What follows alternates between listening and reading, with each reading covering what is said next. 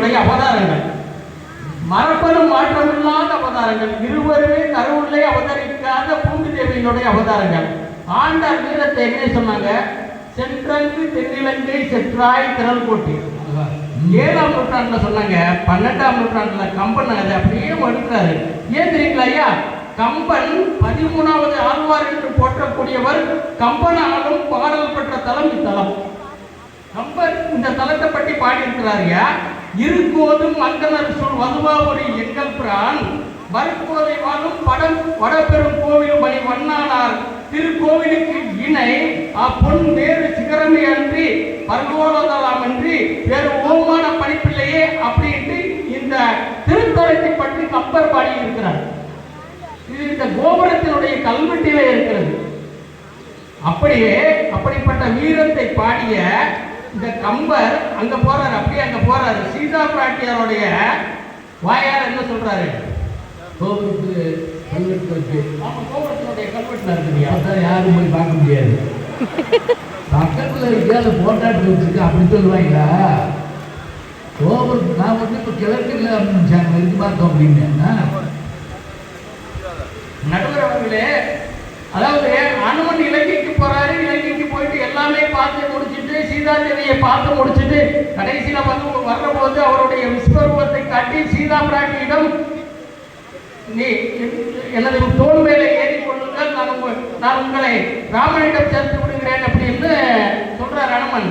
அப்ப அந்த அம்மா இங்க உள்ள ஆண்டாள் பிராட்டியார் என்ன சொல்றாங்களோ அதே மாதிரி வீரத்தங்க சொல்றாங்க. அந்த மக்கள் இலங்கை அது ஆகுமோ எல்லை நீத்த உலகங்கள் யாவும் என்று சொல்லி நான் சொல்லுவேன்.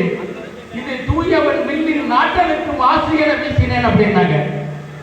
இது அப்படியேமோ கண்ணதாசன் சொல்றான் பாருங்க. தென்னிலங்கை சோலை இல்லை சீதை அனுமனிடம் சொன்னதொரு வாசகத்தை பார்த்து நானும் துண்டி விட்டேன் மேனி எல்லாம் சேர்த்து பாருங்க. அப்படியே கம்பனுடைய பாடலை அப்படியே அங்க போய் சொல்றாங்க. நடுவர் அவர்களே, கவித்துவ ஆற்றல், கற்பனை வளம், சொல்லாட்சி, திறன்மிகுந்த இடங்கள் எல்லாமே வீரச்செயல்ல தான் அதிகமா இருக்கு. இதுக்கு நான் ஒரு உதாரணம் சொல்றேன். ராமாயணத்தினுடைய கம்பராமாயணத்தினுடைய பெரும்பகுதி யுத்தகாண்டம். கம்பராமாயணத்தினுடைய பெரும்பகுதி யுத்தகாண்டம். இதுவே வீரத்திற்கு ஒரு சாட்சி. யுத்தகாண்டத்திலே 39 படலங்களையும் 4039 பாடல்களையும் கம்பன் படைத்துள்ளார் என்றால் வீரத்திற்கு இதை விட ஒரு சாட்சி வேணுமா?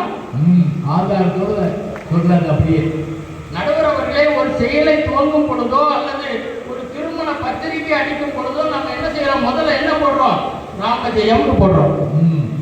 ராமனுக்கு வெற்றி உண்டாகட்டும் அப்படின்னு தான் நம்ம வார்த்தையிலேயே சொல்றோம். இந்த வார்த்தையை முதலில் பயன்படுத்தியவர் சொல்லின் செல்வர் அனுமன்.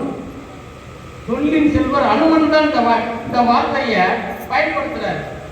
இலங்கையிலிருந்து சீதா தேவியை பார்த்துட்டு வந்த அனுமன் அங்க வந்துட்டு ராமனை பார்க்கிறாரு. ராமனை பார்க்கிற போது என்ன சொல்றாரு தெரியுமா?